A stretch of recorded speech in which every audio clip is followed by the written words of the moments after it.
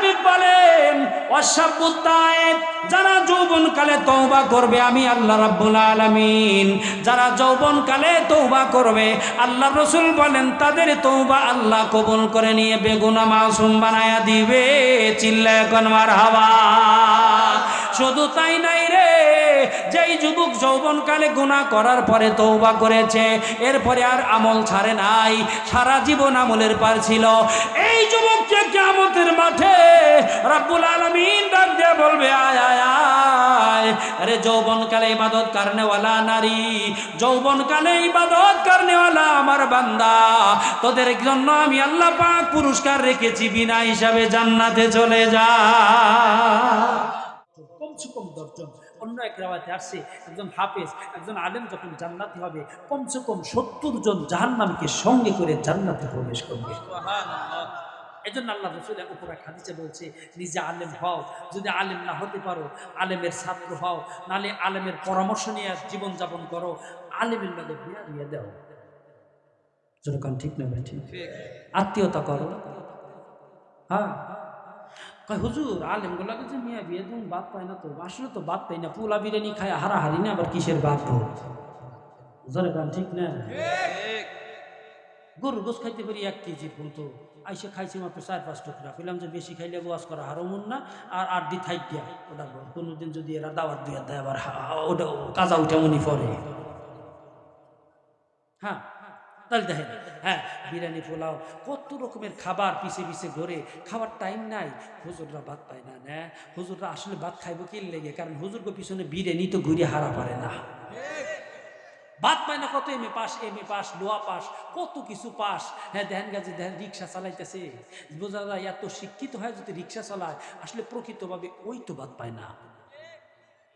বাংলাদেশে এরকম কোনো নজির নাই, কোনো হাফেজ কোনো আলেম না খায়া মরতাছে এরকম একটা নজিরও দেখাইতে পারবেন না। বরং পোশাকও সুন্দর, গড়িটাও সোনালি কালারের, এরপরে চশমাটা যে মুখে দিবে খুব সুন্দরী, মুখের হাতে কালো কালো চশমা। জোরে কাম ঠিক না ব্যাটি,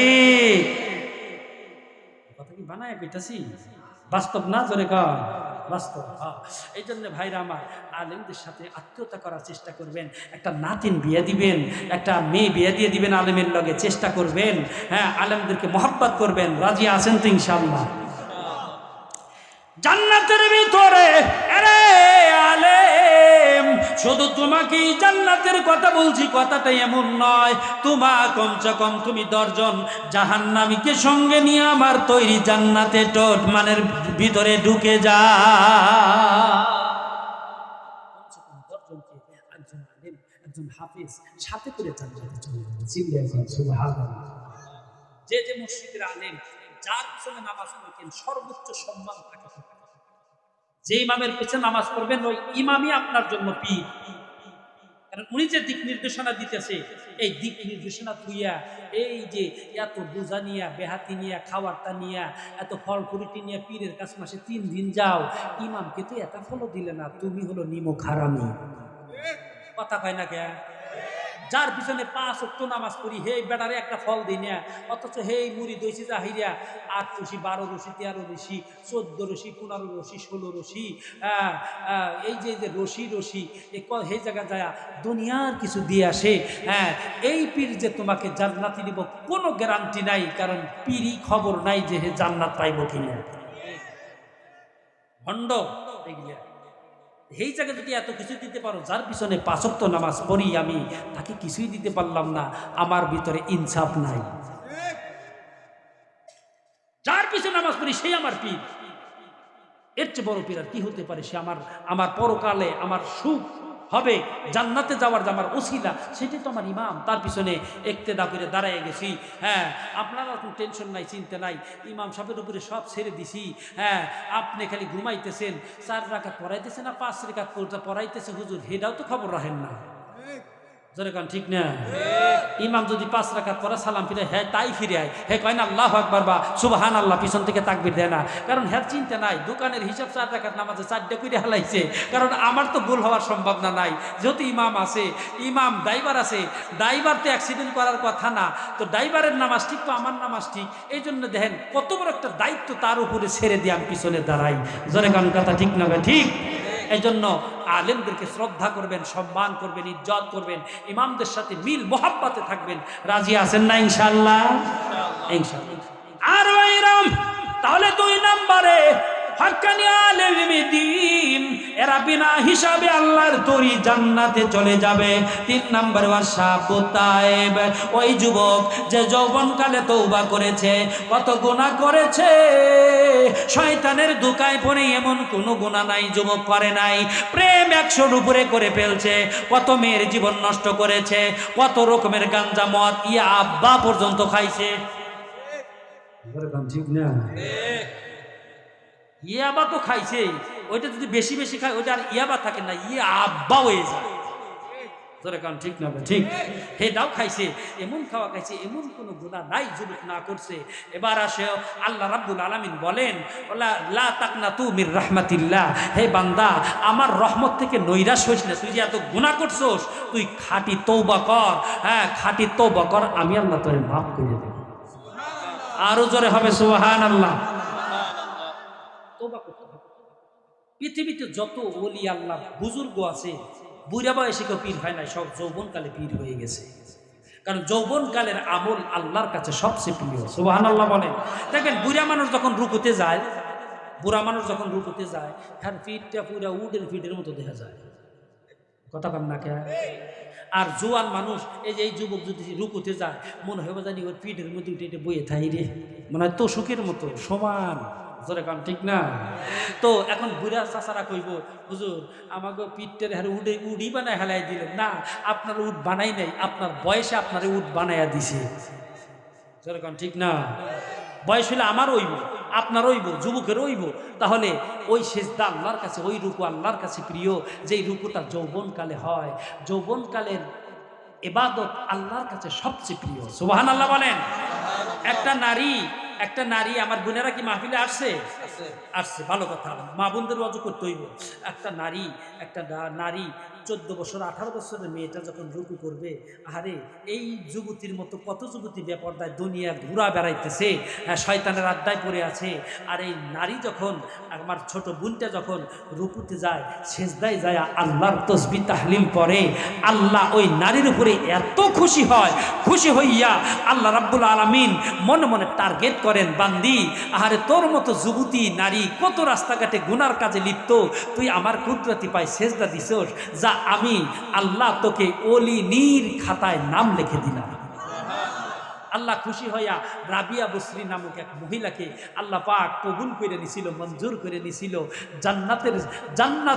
জান্নাতের মেহমান বানিয়ে দিয়েছিল। এই জন্য ভাইদেরকে বলবো, বোনদেরকে বলবো, ওই যুবকের তওবা আল্লাহ রাব্বুল আলামিনের কাছে প্রিয়।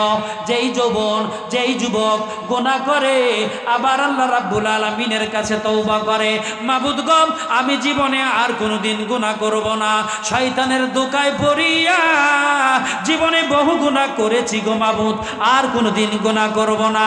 যুবতী বোন, যৌবনের তাড়নায় গুনার কাজ করে ফেলছ, আর গুনাহ না, আল্লাহর কাছে সিজদায় পড়ে গিয়ে দুপুটা চোখের পানি ফালাইয়া কান্দো। খোদার কসম আল্লাহ রাব্বুল আলামিন তোমার জীবনের সব গুনাহ মাফ করে দিবে। हर गनी तू दिन का तैयार है, जो न मांगे उससे तू बेजार है। हर गनी तू देने का तैयार है, जो न मांगे उससे तू बेजार है। আল্লাহর কাছে যে চায়, আল্লাহর কাছে যে ক্ষমা চায়, আল্লাহ তার উপরে খুশি হইয়া যায়। আর চায় না, আল্লাহ রাব্বুল আলামিন তার উপরে নারাজ হয়ে যায়। আল্লাহর কাছে চাও, আয় আল্লাহ আমাকে তুমি মাফ করে দাও, আমাকে ক্ষমা করে দাও, জেনা করেছি, অন্যায় করেছি, গুনার কাজে লিপ্ত হয়েছি। যুবতী বোন আল্লাহর কাছে কান্না করো, যুবক ভাই আল্লাহর কাছে কান্না করো। আল্লাহর হাবিব বলেন, মান বাকা মিন খাশিয়াতিল্লাহ হারামাল্লাহু তিলকাল আইনা আলান নার। আল্লাহর ভয়ে, জাহান্নামের ভয়ে যদি কোনো যুবক যুবতী চোখ দিয়া পানি জড়ায়, ওই চোখের জলের কারণে আল্লাহ রাব্বুল আলামিন ওই ব্যক্তির উপরে জাহান্নামের আগুন হারাম করে দেয়। সবচেয়ে চোখের জল চোখের পানি আল্লাহর কাছে সবচেয়ে প্রিয়। দেখবেন ভাই, অনেক অনেক আছে ইমাম সাহেব হুজুর, এই ইমাম সাহেব কিন্তু আমার 2009 পুরান দোস্ত, নতুন না, নতুন না, পুরান পুরান, জোরে গান ঠিক না, 15 সালের দোস্ত আমার। যদিও আমি একটু বয়সে বড়, এই ছোট মানুষ তাই বলে কি দোস্ত হয় না? হ্যাঁ, বয়স নাই 30, আমার নাই 40-45, তাই বলে কি হ্যাঁ দোস্ত হয় না? হয়তো এটা আমার এই পুরান দোস্ত, দোস্ত আমার প্রিয় দোস্ত, 15 সাল থেকে নিয়ে আমার পিছনে লাগা, আমাকে বিভিন্ন জায়গায় বড় বড় সম্মেলনে আমার এই দোস্ত আমাকে ইনভাইট করেছে। সুবহানাল্লাহ, আলহামদুলিল্লাহ বলেন, আরো যারা বলেন আলহামদুলিল্লাহ। তাহলে আপনাকেও ইমাম সাহেব কিন্তু আজকের থেকে না, 15 সালের দোস্ত আমার। হুজুর কিছু দেখে রেখেন আমার দোস্ত, দাওয়াত হইলে মাঝে মাঝে যাই, পুরা মুরগি খাই আইসেন, জোরে গান ঠিক না, তাহলে আপনাকেও খাওয়া বের করবো, আমারও তো একটা দায়িত্ব আছে, জোরে গান ঠিক না। হ্যাঁ, আসেন ভাইরা আমার, অনেক সময় অনেক কিছু ঝাল মিষ্টি টক এই জন্য দিই যাতে করে ঘুমে না ধরে। তো একারে বইরা হয়েছি, তাই বলি এত বইরা হয়েছি যে মানুষ ঘুমাইবো আর আমি বাস করবো না, মাইনেই নিতে পারি না। কেউ কি ঘুমাইছি না দেখেন, কেউ ঘুমাইছে নি? একে ঘুমাইছে? নারায়ে তাকবীর, না চেতা বাড়ি, বোঝা গেল কি কষ্ট হইতেছে। আরো সামনে আমার একজন প্রশ্ন করে, হুজুর কমু, আমার একজন প্রশ্ন করে, হুজুর এই যে যে যে যে দেখবেন বেশি জেনারেল শিক্ষিত মানুষ কিন্তু কথা কইতে গেলে আবর ডাবর বেশি করে, কুতাকুতি বেশি করে। দেখবেন উবাইদুল কাদের এবং যারা ওই যে বড় বড় বাটপাররা ছিল, ওরা কিন্তু মিডিয়ার সামনে এত কুতা কুচ্ছে, এ কুতুনি এক জায়গা করলে পারে বস্তায় হতবো না, জোরে কান ঠিক না ভাই? ঠিক, এটা তো আমি তো আসলে তো এরকম করতো, জোরে কান ঠিক না। তো আসেন, তো এই একজন আমার কয়, হুজুর পুরুষ মানুষ মারা গেলে 3 কাপড়, মহিলা মানুষ মারা গেলে 5 কাপড়, যেটা মহিলাও না হিজলা, হিডা মারা গেলে কয় কাপড়?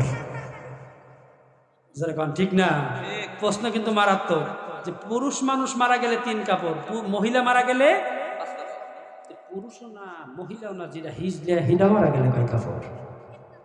আমি তো চিন্তায় করে গেলাম, মানে কি জবাব দেই রে, যেরকম ঠিক না। হুট করে আমার মনে আসলো, এই মনে আইছে, পরে যে উত্তর দিছি না, আমার জড়াইয়া ধরছে, কয় হুজুর এই প্রশ্ন কত মানুষকে হুজুর গো করছি, কয় পারি না, আপনি কো পারছেন, আলহামদুলিল্লাহ অনেক খুশি লাগতেছে। কই তুমি জাননি? কয় হুজুর আমিও জানি না, বানায়া প্রশ্ন করছি। তো এই প্রশ্নের উত্তর আজকে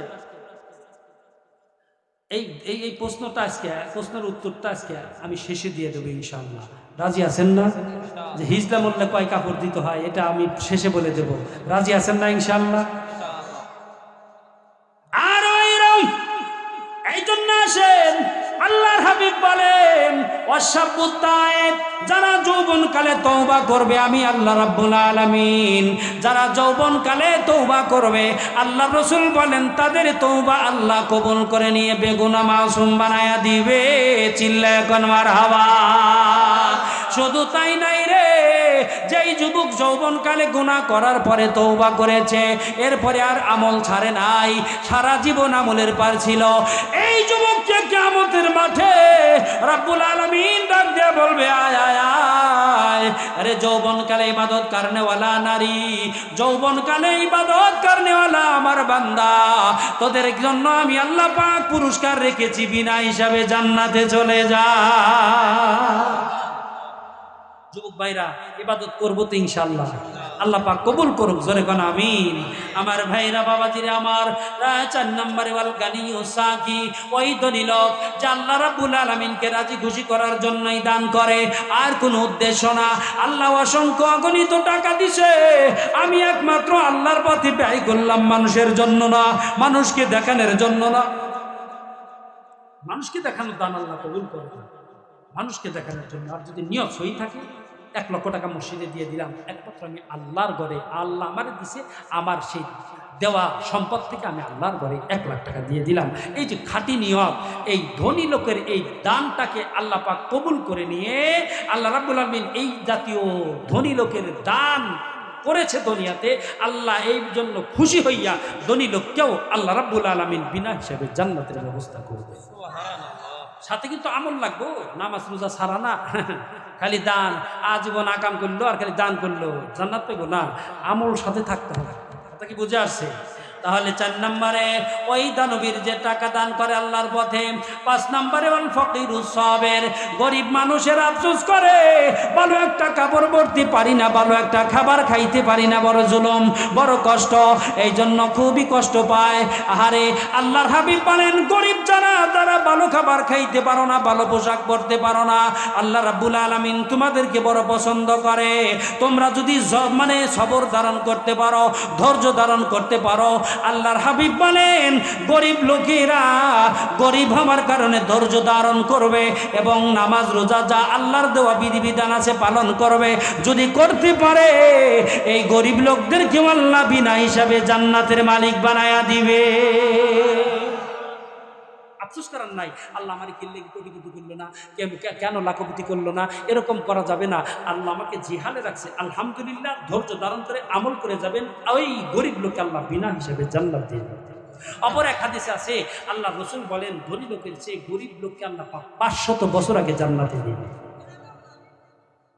6 নম্বরে ইমরাতুন মুহসিনাতুন, সতীসাধী নারীদের উপর, নারীরা যাদেরকে মানে সতীসাধী নারীরা বিনা হিসাবে জান্নাতে যাবে, যারা চরিত্রে কোনোদিন দাগ লাগায় নাই, চরিত্রকে সচ্ছল রেখেছিল, চরিত্রকে কন্ট্রোল করেছিল, চরিত্রের মধ্যে কোনো দাগ লাগায় নাই, চরিত্রবান নারীদেরকে কিয়ামতের মাঠে আল্লাহ ডাক দিয়া বলবে, চরিত্রবান নারীরা কোথায় আসো, তোমাদেরকে পুরস্কার করব।